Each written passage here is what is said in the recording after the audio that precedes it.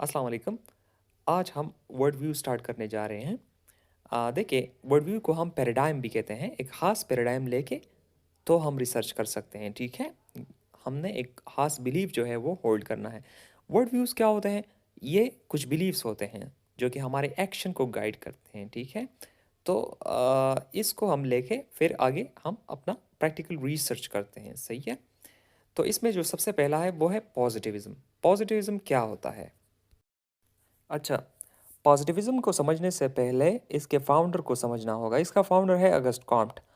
August Comte की life, उनके thoughts, उनके जो उनके जो व्यूज़ हैं, उनके जो बिलीव्स हैं, अगर हम उसको नहीं समझेंगे तो कभी पॉजिटिविज़्म को नहीं समझ सकते, ठीक है? अगस्ट कॉम्ट 1798 में फ्रांस में पैदा हुआ और उनकी लाइफ में बहुत ज़्यादा उतार-चढ़ाव आए। उसकी एक रेबेल पर्सनैलिटी थी, ठीक है? और उन्होंने कभी कॉलेज की डिग्री नहीं ली थी और ये खुद जो था, ये रिलीजियस और पैरेंटल अथॉरिटी को डिसलाइक करता था और यही वजह थी कि उन्होंने रिलीजन पे काफ़ी क्वेश्चन किए, तो इस वजह से वो फैमिली से भी निकाल दिया गया क्योंकि उनकी फैमिली जो थी वो एक रिलीजियस फैमिली थी, ठीक है? 1826 में उनको मेंटल हॉस्पिटल में एडमिट किया गया, ठीक है? अगस्ट कॉम्ट जो था वो खुद क्लोडिल डिवोक्स एक कैथोलिक लड़की थी जो मैरिड थी, उनके साथ जो है मतलब वो मोहब्बत में मुब्तला हुआ था। फिर उसके बाद उसकी नाकामी के बाद उन्होंने रिलीजन ऑफ ह्यूमैनिटी बनाया, ठीक है? और उस टाइम जो अहम बात है, उस टाइम हालात ऐसे थे कि फ्रेंच रिवॉल्यूशन की वजह से हालात बहुत ज़्यादा ख़राब हुए थे। सोसाइटी मतलब में बहुत ज़्यादा डिसऑर्डरनेस क्रिएट हुआ था, ठीक है? इस डिसऑर्डरनेस को रीऑर्डर करने के लिए अगस्ट कॉम्ट ने सोशियोलॉजी फाउंड की, ठीक है? और sociology is the scientific study of society, ठीक है? अगस्ट कॉम्ट कुछ इस तरफ इंक्लाइंड थे, वो चाहते थे कि जो सोसाइटी है उसको साइंटिफिकली स्टडी की जाए, ठीक है? तो तब ही जाके उन्होंने पॉजिटिविज्म जो डॉक्ट्राइन है उसको फाउंड किया। अच्छा, जो सबसे अनोखी बात, सबसे अजीब बात है ना, इससे मिलती-जुलती, अगस्ट कॉम्ट जो है उन्होंने रिलीजन ऑफ ह्यूमैनिटी जो बनाया था उसका फाउंडेशन भी साइंटिफिक था, ठीक है? वो कोई ऐसा रिलीजन नहीं था जो कि उसमें कोई गॉड था, उसमें कोई गॉड पे बिलीव था।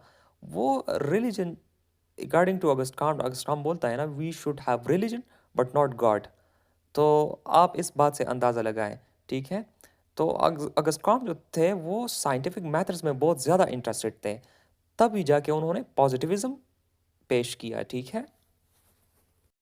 अब पॉजिटिविज्म को सही से समझ लेते हैं। देखिए, अगस्ट कॉम्ट का क्या बिलीफ था? उनका ये बिलीफ था कि हमें इर्द गिर्द के सोशल जो प्रॉब्लम्स होते हैं ना, सोशल फिनोमेना को साइंटिफिकली या नेचुरल साइंसेस की तरह उसको स्टडी करना चाहिए। जैसे हमने ऑब्जर्वेशन की, ठीक है? हाइपोथेसिस डेवलप किया, एक्सपेरिमेंट किए, इसी तरह उनका भी यही ख्याल था कि हमें मुआशरे को ऐसे ही स्टडी करना चाहिए। तो उसको उन्होंने नाम दिया क्या? Positivism. Positivism is a knowledge that is based on systematic observation and experiments. Simple बात है। कॉम्ट जो थे वो पॉजिटिविज्म के फाउंडर हैं, ठीक है? और वो जो अहम बात है वो डेविड ह्यूम और क्लॉड एच सेंट सेवन से बहुत ज़्यादा मुतासिर थे। सेंट सेवन, ठीक है? जो आइडियलिस्ट था, ठीक है? अच्छा, इस पॉजिटिविज्म में एक है लॉ ऑफ को एग्जिस्टेंस। लॉ ऑफ को एग्जिस्टेंस मतलब कॉज एंड इफेक्ट रिलेशनशिप, इस पे ये जोर देता है, ठीक है? ये पॉजिटिविज्म जो है। अच्छा, Comte believed that social life is governed by underlying laws and principles that can be discovered using scientific methods. तो कांट का मानना है कि समाजी ज़िंदगी बुनियादी कवानीन और उसूलों से चलती है जो कि साइंटिफिक मेथड के ज़रिए हम उसको डिस्कवर कर सकते हैं, ठीक है? तो जैसे नेचुरल लॉज होते हैं, जैसे फिज़िकल लॉज होते हैं, मतलब फिज़िक्स वगैरह में वो जो हमने मतलब डिस्कवर किए डिफरेंट मतलब साइंटिस्ट्स हैं ना, तो ऐसे ही उनका ख़्याल ये था कि सोशल लॉज भी होते हैं जिसको हमने डिस्कवर डिस्कवर करने होते हैं साइंटिफिक मेथड्स को इस्तेमाल करके।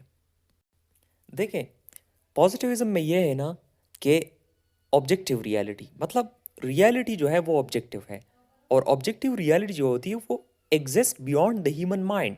मतलब उसमें हम अपना कोई पर्सपेक्टिव नहीं दे सकते, बस रियलिटी उसमें जो उसके अंदर जो क्वालिटीज़ हैं वही हैं।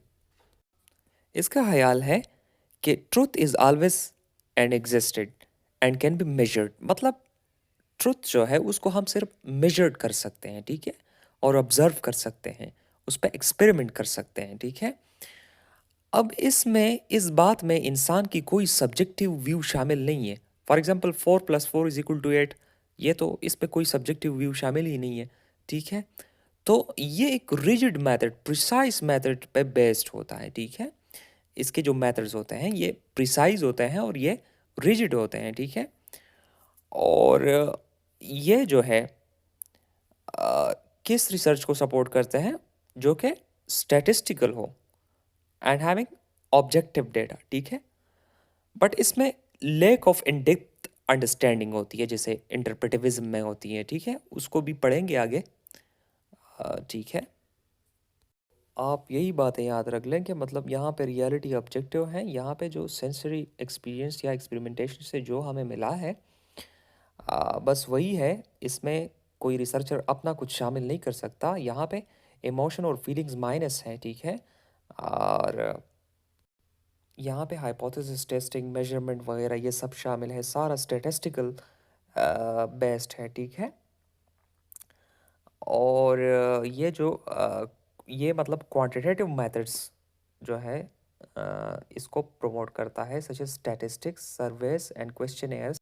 Okay, thanks for watching this video. अल्लाह हाफिज़।